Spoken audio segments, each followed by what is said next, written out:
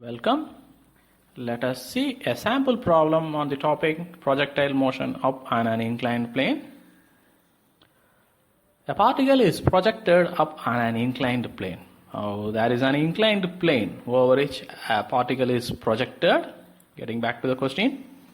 The particle's initial velocity is 25 meters per second.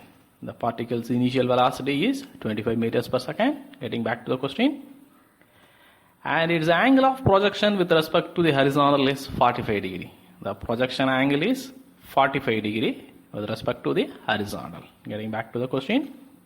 The inclined plane over which the particle is thrown is at an angle of 25 degree with respect to the horizontal. The question is talking about this inclined plane having an angle of 25 degree with respect to the horizontal. Okay, getting back to the question now.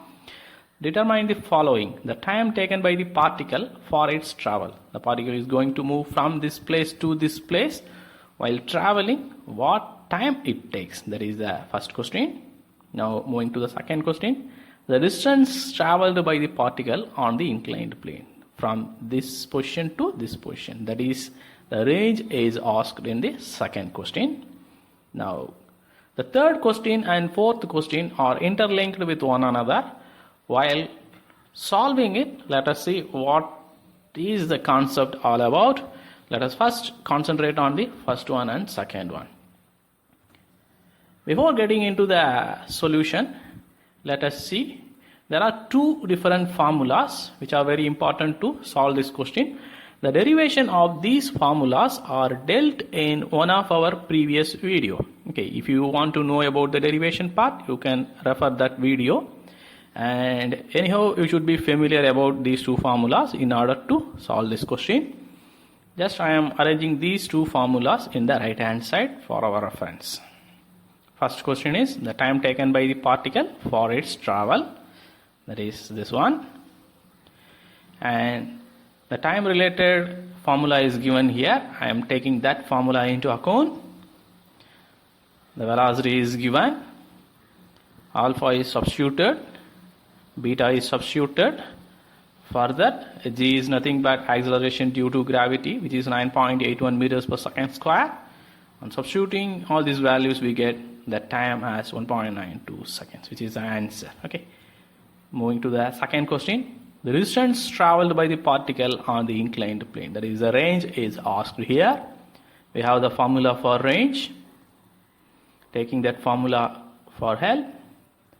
Substituting the initial velocity, alpha value, a beta value, and acceleration due to gravity, we get the range value as 37.51 meters. Okay, with this we move to the third one. The angle of projection for which the particle can travel the maximum distance. Presently in question, we have the angle of projection as 45 degree. Now the question is, at what angle the particle will move into a much more longer distance? That is the question. If not 45, what will be the proper angle for which we can throw the particle so that it can cover a larger distance?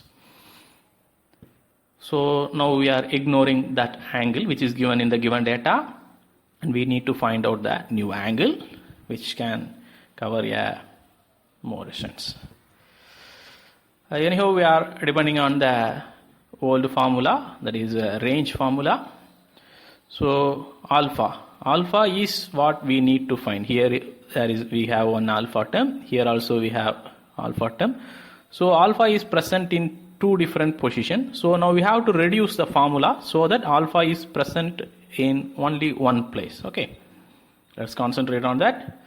For that, I am taking 2 cos alpha sin alpha as a single term and remaining terms on the other side.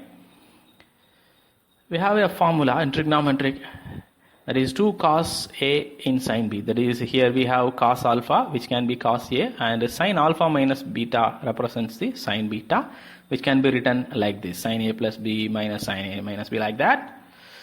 Now positioning this sin A plus B minus sin A minus B here instead of this formula, here A plays alpha and B plays alpha minus beta. and modifying we get the modified formula of R. I am placing this formula here so that we can use it again. Here getting the same formula here. So by analyzing we can see that alpha is present in only one term. Okay, it is reduced to in one position. Now going into the simple analysis. Alpha plays a main role only in this place. So now we have to choose what is the value it can give. If sine is 0, that is why I am taking sine, means here sine is in relation with alpha. So if you substitute sine 0 is 0, while increasing the angle we see that the value increases, and when the angle is 90 degree we get the maximum value, which is 1. So now we have to substitute 90 degree instead of 2 alpha minus beta, then only we will get the angle which can give you the maximum distance. So for that I am taking this term alone here, and that 90 degree part I am rewriting here like this. 2 alpha minus beta is equal to 90 degree. So beta we know from the given data.